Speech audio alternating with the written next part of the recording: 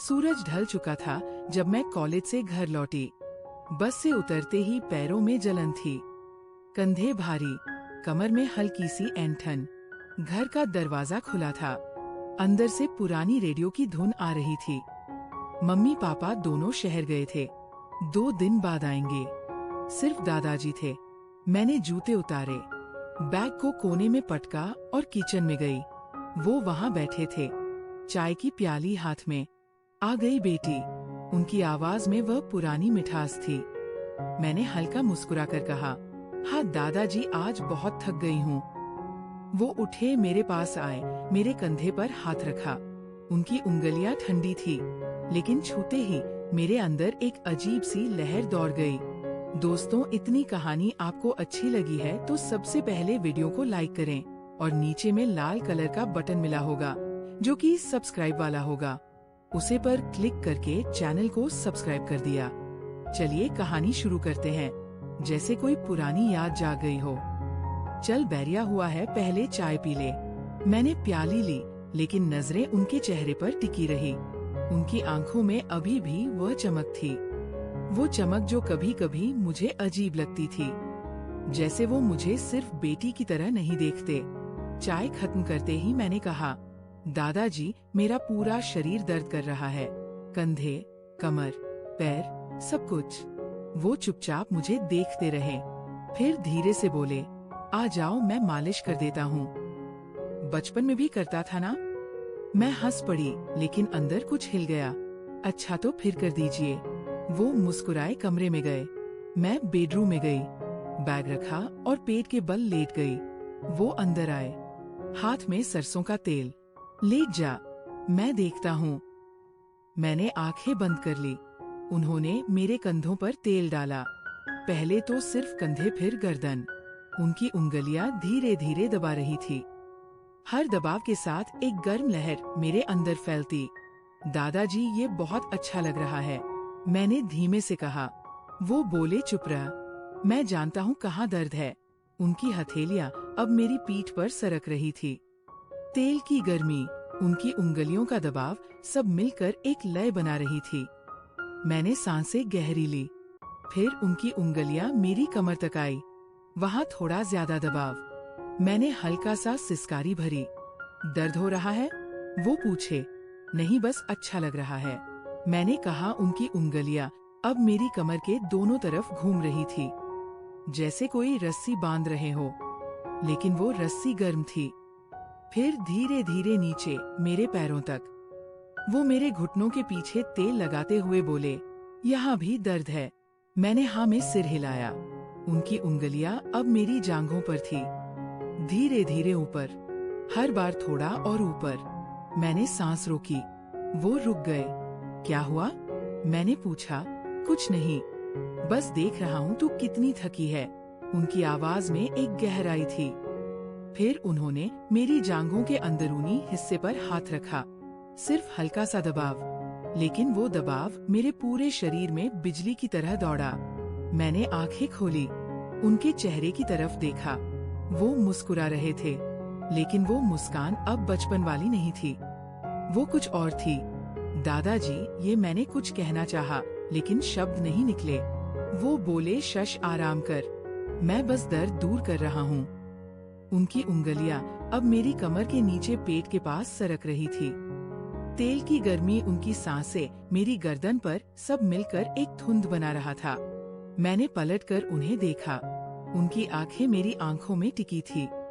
तू बहुत सुंदर हो गई है, उन्होंने कहा। उनकी आवाज में कंपन था। मैंने कुछ नहीं कहा, बस उनकी तरफ देखती रही। फिर उन्होंने मेरी कमर पकड़ी, मुझे थोड़ा ऊपर उठाया। मैं उनके करीब आ गई। उनकी सांसें मेरे कानों पर लग रही थी। दादाजी, ये सही नहीं है, मैंने धीमे से कहा, लेकिन मेरी आवाज में विरोध नहीं था, बस एक सवाल था। वो बोले, सही क्या है, गलत क्या है, ये तो दिल बताता है। उनकी उंगलियां अब मेरी पीठ पर चक्कर काट रही थी, हर चक्कर के साथ मेरी सांसें तेज। मैंने उनके कंधे पकड़े, उनकी त्वचा गर्म थी। मैं डर रही हूँ, मैंने कहा। वो हंसे।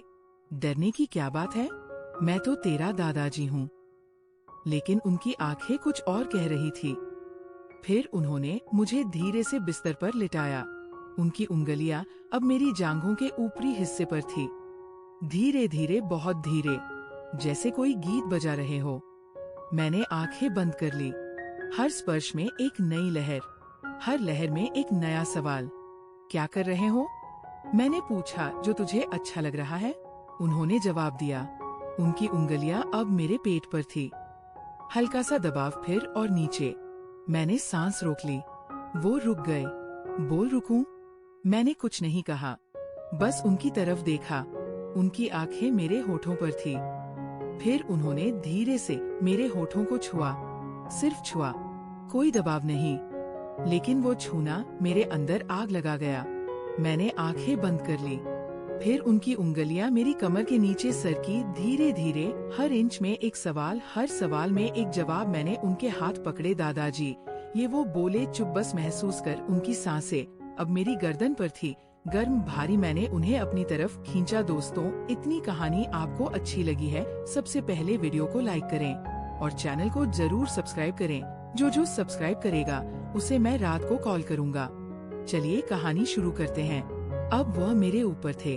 उनकी उंगलियां मेरे पूरे शरीर पर घूम रही थी, जैसे कोई नक्शा बना रहे हो। हर नक्शे में एक नया रास्ता। मैंने उनकी कमीज का बटन खोला, उनकी छाती पर हाथ रखा। उनकी धड़कन तेज थी। तू मेरी बेटी जैसी है, उन्होंने कहा, लेकिन उनकी आवाज में वह शब्द झूठे लग रहे थे। मैंने कहा, तो फिर ये सब क्यों? वो चुप रहे। फिर बोले, क्योंकि तू अब बेटी नहीं रही। उनकी उंगलियां अब मेरे सबसे नाजुक हिस्से पर थी। सिर्फ हल्का सा छूना, लेकिन वो छूना मेरे पूरे शरीर को हिला गया। मैंने सिसकारी भरी। दादाजी रुकिए, मैंने कहा, लेकिन मेरी आवाज में रोकने की ताकत नहीं थी। वो मुस्कुराए। रुकना चाहती है? मैंने सिर हिलाया। नहीं, बस धीरे। वो धीरे हो गए। उनकी उंगलियां अब एक लय में थी, धीमी, गहरी, हर बार थोड़ा और अंदर। मैंने आंखें बंद कर ली। सांसें तेज, दिल की धड़कन कान में गूंज रही थी। फिर उन्होंने मेरी कमीज ऊपर की। मेरी त्वचा पर ठंडी हवा लगी, लेकिन उनकी उंगलियां गर्म थी। वो मेरे पेट पर, फिर ऊपर मेरी छाती पर।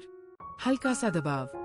मैंने सिसक कर कहा, दादाजी। वो बोले, शश, बस। उनकी उंगलियां अब मेरे सबसे नाजुक हिस्से पर थी, धीरे धीरे, जैसे कोई फूल खोल रहे हो।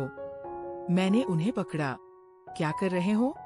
वो बोले, जो तू चाहती है। मैंने कुछ नहीं कहा, बस उन्हें अपनी तरफ खींचा। अब हम दोनों एक हो गए।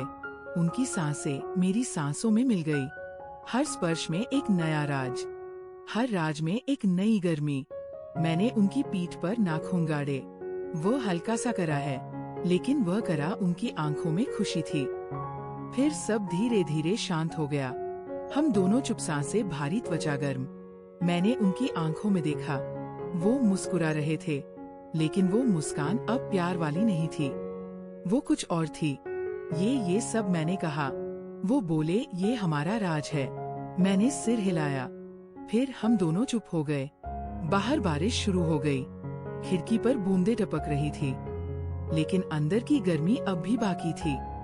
मैंने उनकी छाती पर सिर रखा। उनकी धड़कन अब धीमी थी, लेकिन मेरे अंदर अभी भी वो लहरें दौड़ रही थी। कल फिर मैंने पूछा। वो हंसे। जब तू चाहे। मैंने आंखें बंद कर ली और सो गई।